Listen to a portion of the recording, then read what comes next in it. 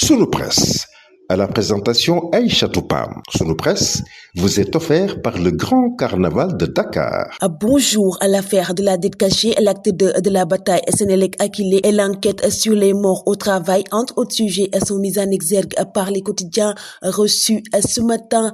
Ce que le FMI attend du Sénégal, dans le quotidien national Le Soleil, revenant sur l'affaire de la dette cachée, la consolidation des chiffres du gouvernement à la fin d'avril, l'Institut dément toute audience avec la PR. Le FMI conforte Dakar, lit-on dans le journal Sud Quotidien, revenant sur la transparence budgétaire, le renforcement de la redevabilité des institutions publiques et la correction des finances publiques. Le directeur du département Afrique du Fonds monétaire international réaffirme son engagement à accompagner les efforts du Sénégal. Le FMI attend des éclaircissements, lit-on dans le journal Le Quotidien, revenant sur la dette cachée et les finances falsifiées. Selon le journal, le directeur Afrique du Fonds monétaire international donne rendez-vous au Sénégal aux assises du printemps. La chambre d'accusation financière anéantit les charges, lit-on dans le journal Les Échos, revenant sur l'affaire La Diop et la présumée extorsion de fonds de plus de 8 milliards de francs CFA.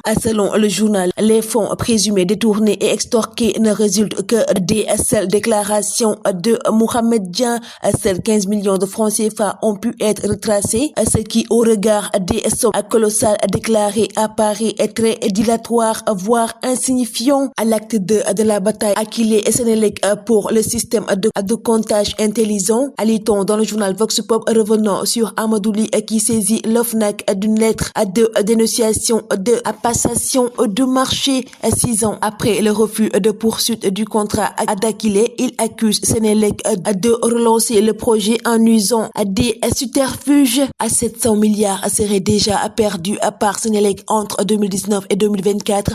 Pire, 2150 milliards de francs CFA de pertes projetées entre 2024 et 2034 si rien n'est fait. Le procès des abominations, lit-on dans le journal L'Observateur, a chargé de les instruire MHG profiter des moments d'apprentissage pour abuser des jeunes talibés qu'il obligeait même à avoir des rapports sexuels avec eux. Esba à 12 ans. Au moment des faits, aujourd'hui 29 ans, il m'a demandé de le rejoindre dans sa chambre, de monter sur le lit et a commencé. Selon le journal Le Calvaire des talibés a duré 12 ans, de 2008 à 2020, année de l'arrestation de MHG, qui continue de nier les faits. La section de recherche cerne Madré et son gang, lit-on dans le journal Libération, revenant sur des homosexuels européens dragués, invités au Sénégal puis séquestrés par un autre homosexuel et ses présumés complices venus de Belgique pour vivre au Sénégal un amour sincère avec l'homosexuel Ibrahima Ndiaye dit Madré.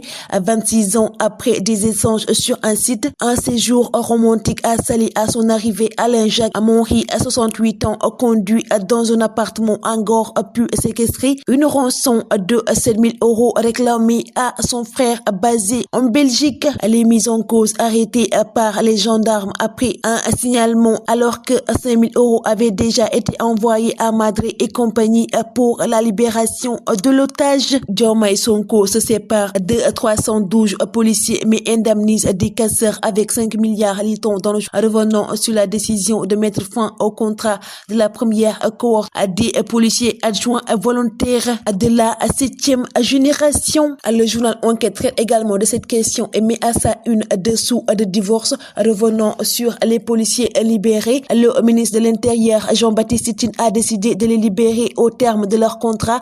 Les policiers étaient recrutés en 2021 pour une durée de 4 ans. La mesure avait créé des grincements de dents aux côtés de l'armée et a causé un déséquilibre budgétaire. L'hécatombe invisible au Sénégal, lit-on dans le journal Rewmi Quotidien, revenant sur l'enquête sur les morts au travail. Selon le journal, en 2024, seuls 1316 cas déclarés, 2300 accidents du travail par an dans les BTP, l'industrie agroalimentaire, le commerce, la pêche, les BTP et les mines enregistrent un taux de sinistralité les plus élevés. Hassan Diaw affole déjà l'Angleterre, lit-on dans le journal Record, revenant sur Manchester United, Manchester City et Liverpool qui s'interrogent sur le prodige sénégalais. Le Carnaval de Dakar célèbre le riche patrimoine culturel africain.